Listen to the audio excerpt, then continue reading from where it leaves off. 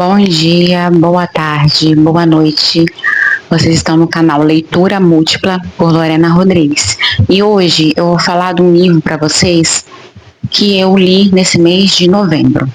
O livro é À Beira da Loucura, de B.A. Paris. Ele é um suspense, um thriller. B.A. Paris é o pseudônimo de Bernadette McDougall, que nasceu na Inglaterra, mas passou a maioria da sua vida em Paris, sua vida adulta, tendo assim cidadania também francesa.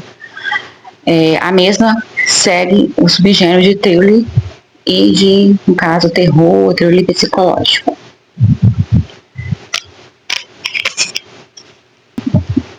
A história, gente, do livro, ele vai falar um pouquinho sobre a história da Cass e do Matt. A Cass é a protagonista da história. E o Matt, de certo modo, também, né? Ele é o esposo dela, tem mais ou menos um ano aí que eles estão casados. Inicialmente, o Matt faz uma ligação, a Cass faz uma ligação para o Matt. Ela estava na reunião da escola, de festa comemorativa de fim de ano, e ela simplesmente fala para ele que ela vai se atrasar um pouquinho para chegar em casa e que para ele descansar ou para ele esperar que ela se atrase, que ele está em casa. Porém, ele fala, não, eu vou dormir, que eu sou com muita dor de cabeça, com enxaqueca, e vou dormir no quarto dos hóspedes, porque eu não quero ser acordado com essa dor de cabeça quando você chegar. Mas uma coisa eu te aviso, não passe pelo bosque, pela estrada que corta o caminho, que é uns 15 minutos do centro até a casa deles, que é no bosque. Só que a Cass fala, mas seria uma boa opção. Aí ele fala, mas é muito perigoso, tá de noite, tá chovendo, tá uma noite chuvosa, com raios, relâmpagos. E aí Cass fala, não, claro que não, vou ser doida de passar por lá. Mas enfim, ela não segue esse conselho, vamos dizer assim. A Cass, ela acaba por achar que vai demorar muito, dar meia volta na rua principal aí e vai passar pelo bosque, porque ela fala que tem que passar por aqui de noite, por mais que não é um local muito iluminado, mas não acho que é tão perigoso assim. Nesse meio do caminho, ela vai encontrar um carro parado, e esse carro parado é o carro que aparentemente é de uma pessoa que ela não conhece.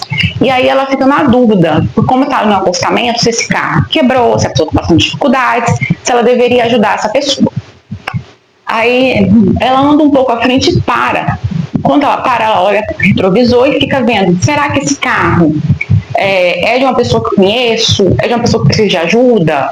Ou não? E ela vê que é uma mulher, mas enquanto ela está parada lá, essa mulher não buzina, essa mulher não pisca o farol, não faz nada. Então ela pensa assim, se essa pessoa não está tendo nenhuma reação comigo aqui, parada, eu acredito que deve estar tudo bem. E aí também surge nela, ela olha por tudo, relâmpago, chuva, e aí surge nela um medo. Aí com esse medo ela fala, quer saber? Vamos embora. No outro dia, logo cedo, vem uma notícia que deixa a cidade totalmente amedrontada, aterrorizada. Uma notícia que alguém foi assassinado nesse bosque. E esse alguém era uma mulher que foi assassinada no bosque. E o pior é que depois de um tempo eles falam que essa mulher, o nome dela era Jane. A Cass, inicialmente, ela já fica com medo, porque ela pensa, meu Deus, eu passei por lá, meu marido falou pra eu não passar, e essa mulher morreu lá. Será que eu poderia ser uma das vítimas se eu tivesse parado para ajudar essa mulher?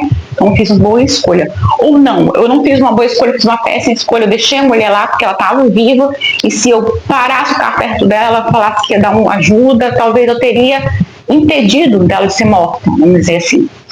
Só que o que acontece? Ela fica com isso daí na cabeça dela. Os dias vão se passando, mais ou menos 2 semanas depois, ela descobre que é Jane. Jane é a mulher que estava no carro. E eles falaram que ela foi degolada. Isso é a parte assim, mais horrível, que ela fica mais assustada. Em contrapartida, nessas 2 semanas, nesse decorrer das 2 semanas, ela começa a receber uma ligação todos os dias de manhã, depois que o seu marido, Matt, vai para o trabalho. E essa ligação, a pessoa só liga, ela fala alô, alô, alô, e a pessoa não diz nada, e ela desliga. No caso, quem desliga é Cass, ou a pessoa desliga. A casa dela é uma casa bem isolada, perto desse bosque, numa rua isolada, e é uma casa que só pega área de telefone realmente lá no 2º andar. e esse telefone que é o fixo que fica embaixo.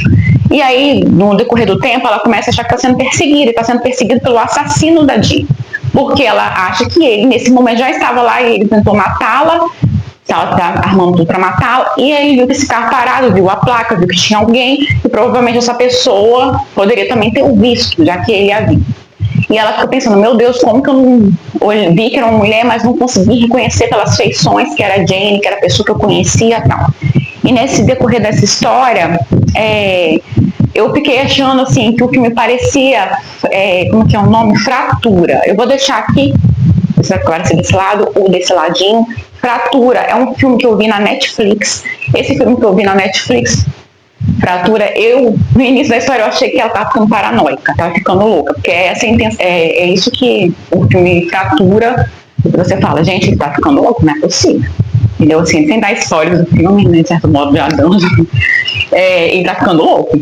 E aí, no começo das primeiras páginas, fica recorrente, porque toda vez vai mostrar que ela está tendo perda de memória, que ela está tendo dificuldade de viver a vida dela cotidiana, e ela está de férias na escola, é uma férias de setembro lá, e ela é uma professora de uma escola colegial lá nos Estados Unidos. E ela herdou, os pais dela faleceram, e quando eles faleceram, eles deixaram para ela uma herança que ela nem sabia que os pais dela, que eles viviam uma vida tão pacata, uma vida tão simples, que eles tinham essa quantidade de dinheiro. Então ela tem esse dinheiro guardado, então ela trabalha, porém ela vive uma vida muito ok, assim, como se fosse quase uma vida de herdeira, com esse dinheiro que os pais deixaram para ela. E ela era filha única.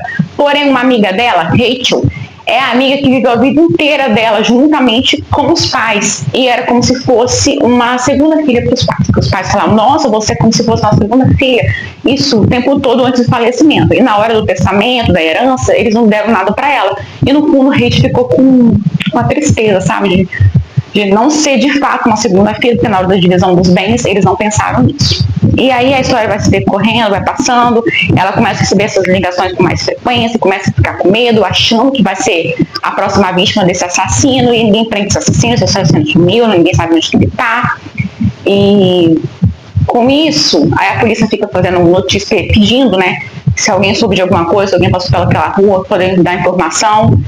A Cassie vai um dia perto da casa dela, no orelhão, dá informação à polícia que ela estava viva 11h30, ela passou nesse local, estava viva, mas não se identifica, e logo desliga.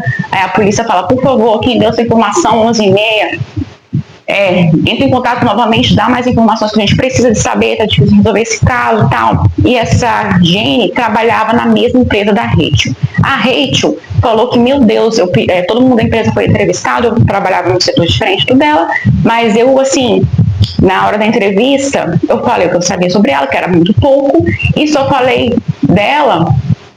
A gente tinha brigado nesse dia do falecimento dele, esse fatídico dia. A gente brigou por causa de uma vaga de carro. Aí a Cassie fala, mas vocês, isso aí, elas foram tomar um café da tarde no centro.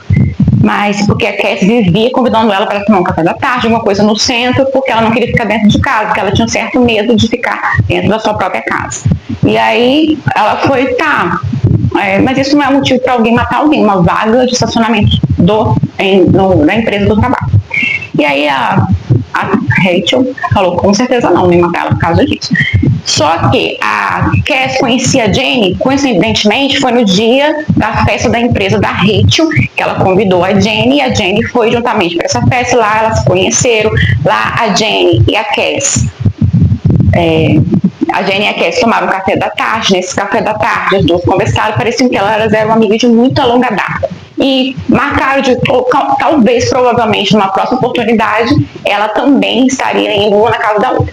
E logo depois, em seguida, o esposo, Matt, da Cass, foi buscá-la, e a Rachel se assustou até aí. A Cass não entendeu, mas ela falou, acho que meu marido é bonito, todo mundo olha pra ele e se assusta com a beleza dele. E meio que foi isso a história. E as ligações não paravam, e o medo dela, as falhas de memória dela começaram cada vez mais a aparecer. Aparentemente era isso, porque com esse medo ela pediu para colocar um alarme na casa dela, falou com o esposo dela.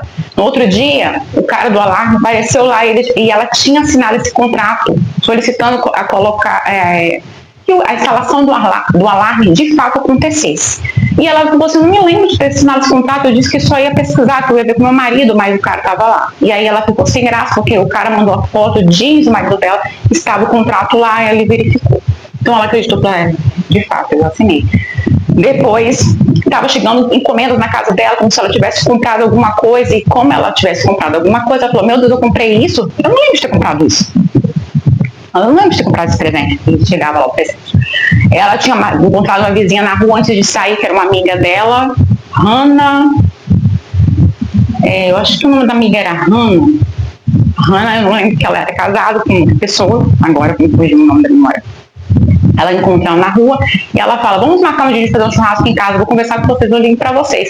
Ela só se lembra disso. Só que no domingo, no final de semana, simplesmente Hannah fala, eu vou levar pro churrasco, pode ser 12:30, pode ser 12:00, querendo confirmar o horário. Ela fala, meu Deus, mas que dia que marcou o churrasco? Meu Deus, eu achei que hoje ia descansar hoje. Então, assim, várias coisas dela começam a acontecer. Ela começa a esquecer como ligar o micro-ondas, como ligar a lava-louça, o marido dela tem que socorrer ela. E até que o marido dela fala pra ela, a gente tem que ir no médico. E aí, pra gente, não só porque você tá nervosa, deve ser estresse, tá muito estressada, que você chegou nas férias, agora você pode descansar e passar esse estresse, mas vamos no médico conversar. Só que a Cass tem um segredo. A mãe dela foi diagnosticada com demência precoce aos 44 anos e acabou falecendo em decorrência também dessa demência precoce. E aí ela começou a ter medo de ser genético e ela também está com essa doença, que é essa demência precoce, esse esquecimento começava, e ela só tinha 30 e poucos anos. Ela falou, meu Deus, com 30 e poucos anos, antes mesmo, eu queria ter filho, o médico estava planejando ter filho, a gente até passou, depois de um ano de casado, tudo foi estabilizado, a gente vai ver se é um momento, e ela estava até achando que era o momento de ter esse filho. Mas aí vem essa questão da demência precoce, que ela está achando que isso também tem. E no decorrer dessa entrevista, na verdade, dessa consulta com o médico, que teoricamente era um médico de família, desde quando ela casou, o marido dela falou assim, esse é um médico de família nosso, foi a primeira vez que ela fez a consulta, e nessa consulta ele atende, ele chega cheio de questionamentos, cheio de perguntas, o médico também chega bombardeando ela com as perguntas, e lá ele acaba descobrindo o que ela não tinha contado para ele, que a mãe dela morreu de demência precoce. O médico fica revoltado, fica triste, porque teoricamente ela escondeu isso dele. E aí ele passa um remedinho que é um remédio para estresse, e toda vez que ela se sentir muito estressada, ela tomar esse remédio. Num determinado dia, os dois estão em casa, ela está na cozinha, quando ela vê, tá pegando uma coisa no armário, olha atrás daquela faca, a mesma faca que mostrou na entrevista no jornal, que direto o marido dela ficava vendo jornal, telejornal, notícia na rádio sobre a morte, ela não queria ouvir, que deixava ela mais estressada. Ela viu aquela faca lá, e aquela faca era a mesma faca do jornal, a foto da faca era a mesma faca. Então ela gritou, se assustou, começou a ter um caso histérico. Ela falou, meu Deus, a porta do fundo está aberta. Então ele entrou aqui em casa e colocou a faca do ladrão. Aí o marido dela falou, ele, que você fala que é ele, tem que saber porque é ele, eu acho que é ele. É um silêncio, um som, quando me liga, mas eu acho que é ele, eu tenho certeza que é ele. E ela chamou o marido dela, foi lá chamar o marido dela, estava em cima dele, desceu a escada, ele ficou conversando na escada, e quando ele volta, vamos olhar o local, em cima da bancada da cozinha, tá uma faca comum, uma faca que eles têm em casa. E aí, aparentemente, ela tá louca?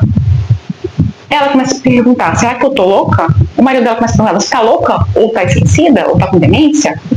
E aí todo esse processo de loucura, de demência começa a acontecer na vida dela, porque ela acha que tá demente, ou tá demente. Ela tá louca ou não tá louca? E de fato, eu achei que ela estava louca, porque a história não tinha motivo para você achar que ela não estava louca. Então, assim, vale a pena a leitura, o livro é interessante, entendeu? A história de todo o enredo tudo é interessante, para chegar até o final. De 5 estrelas, eu dei 4,5, então quer dizer que o livro foi muito bom, muito bom. Achei que eu não ia me surpreender, porque eu achei até, me enganei no começo, achei que era igual a fratura, igual um filme, e pode ser isso, mas enfim, não foi o que eu imaginava no final do livro, não vou falar pra vocês, mas assim, teve um momento que eu tive muito ódio dessa pessoa, quando eu dei uma parte do livro, assim, faltando as últimas 100 páginas, eu já tinha, infelizmente, assim, eu não dei 5 estrelas, porque eu descobri quem foi o assassino, eu descobri o que estava mais ou menos acontecendo, eu não sabia os motivos foram revelados de acordo com a leitura.